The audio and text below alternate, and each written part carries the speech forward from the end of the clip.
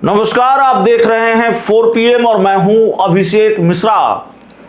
तेजस्वी यादव, नेता प्रतिपक्ष तेजस्वी यादव, आरजेडी के राष्ट्रीय कार्यकारी अध्यक्ष तेजस्वी यादव विदेश यात्रा पर थे। बिहार विधानमंडल के मॉनसून सत्र में हिस्सा नहीं लिया और जब तेजस्वी यादव बिहार से दूर थे तो तेजस्वी यादव को सत्ता पक्ष के नेता ढूंढ रहे थे। वो सवाल उठा रहे थे कि तेजस्वी यादव कहाँ हैं।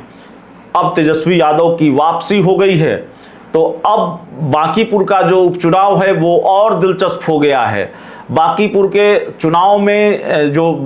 चुनाव की वजह से जो सियासत की गहमा गहमी है वो और बढ़ती हुई नजर आएगी, क्योंकि तेजस्वी यादव आ गए हैं। सत्ता पक्ष के लोग ढूंढ रहे थे तो तेजस्वी यादव सत्ता पक्ष के लोगों को मिल गए हैं। तेजस्वी यादव अब पूरी तरह से उन्होंने मोर्चा संभाल लिया है और आज और कल, चूंकि कल आखिरी दिन है, बांकीपुर उपचुनाव के प्रचार का शोर कल शाम को थम जाएगा, तो आज और कल तेजस्वी यादव अपनी पार्टी की उम्मीदवार रेखा गुप्ता के लिए प्रचार करेंगे। तेजस्वी यादव ने मोर्चा संभाल लिया है। तेजस्वी यादव आज कई जगहों पर रोड शो करेंगे और कल भी अपनी पार्टी के उम्मीदवार रेखा गुप्ता के लिए रोड शो करेंगे। जो जानकारी निकलकर सामने आ रही है, नुक्कड़ सभा भी करेंगे और जाहिर तौर पर एक तरह से ये सीट आरजेडी अगर निकाल लेती है, 3 तारीख को रिजल्ट आएंगे, इस चुनाव में क्या होगा, किसके पक्ष में बांकीपुर के मतदाता वोट करेंगे, किसके पक्ष में रिजल्ट आएगा, ये जाहिर है तस्वीर 3 तारीख को साफ होगा। लेकिन भारतीय जनता पार्टी की साख तो दांव पर लगी हुई है। खोने के लिए सबसे ज्यादा भारतीय जनता पार्टी के पास है, लेकिन अगर आरजेडी के पास पाने के लिए बहुत कुछ है। आरजेडी ये सीट नहीं जीत पाई है। आरजेडी कई चुनावों में इस सीट से हारती रही है। हालांकि वोट ठीक ठाक मिले, 48,000 वोट मिले, 92,000 बीजेपी को मिले 2025 के चुनाव में, और जन स्वराज को सिर्फ 7,017 वोट मिले थे। लेकिन अगर तेजस्वी यादव इस उपचुनाव में कमाल कर देते हैं तो जाहिर तौर पर तेजस्वी यादव की पार्टी आरजेडी को संजीवनी मिल जाएगी। तेजस्वी यादव अपनी पार्टी आरजेडी के कर्ता धर्ता हैं। तेजस्वी यादव अपनी पार्टी के राष्ट्रीय कार्यकारी अध्यक्ष हैं और उनके नेतृत्व पर, उनकी कार्यशैली पर तमाम तरह के सवाल हैं, और ये सवाल सियासी दुश्मनों की तरफ से बहुत कम हैं, ये सवाल अपनों की तरफ से ज़्यादा हैं।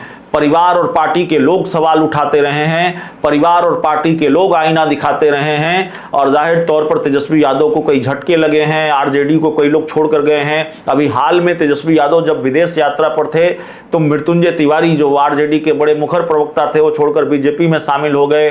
पूर्व सांसद आज अर्जुन राय शामिल हो रहे हैं भारतीय जनता पार्टी में। तो तेजस्वी यादव को कोई झटके लगे हैं, और अगर आरजेडी ये कमाल दिखा देती है, ये सीट जीत लेती है, बीजेपी से ये सीट छीन लेती है, तो जाहिर तौर पर तेजस्वी यादव की राजनीति को संजीवनी मिल जाएगी और तेजस्वी यादव की पार्टी आरजेडी को संजीवनी मिल जाएगी। अब देखना होगा कि आखिरी 2 दिनों में तेजस्वी यादव क्या कमाल कर पाते हैं। मोदी के बॉस की सीट पर सीट को कब्जा कर पाते हैं कि नहीं कर पाते हैं। मोदी के बॉस की सीट फिलहाल फंसी हुई नजर आ रही है। नितिन नवीन की जो सीट है वो फिलहाल फंसी हुई नजर आ रही है, इसलिए क्योंकि जो सबसे महत्वपूर्ण फैक्टर है, मैं फिर कहूंगा, जो ग्राउंड की रिपोर्ट है, जो जमीनी हकीकत है इस सीट की, वो मैं आपको बता रहा हूं।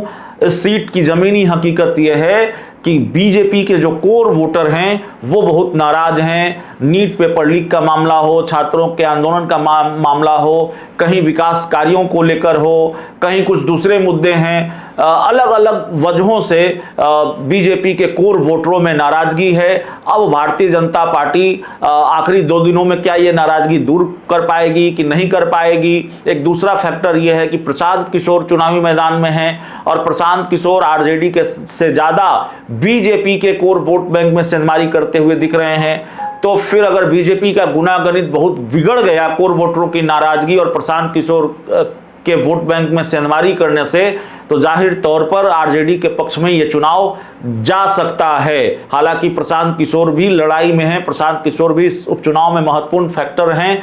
तो जाहिर तौर पर यह देखना पड़ेगा कि बांकीपुर की बाजी कौन जीतेगा। लेकिन तेजस्वी यादव ने मोर्चा संभाल लिया है। आज वो कई जगहों पर नुक्कड़ सभा, चुनावी सभा करने वाले हैं, रोड शो करने वाले हैं और कल भी तेजस्वी यादव का रूटीन यही होगा।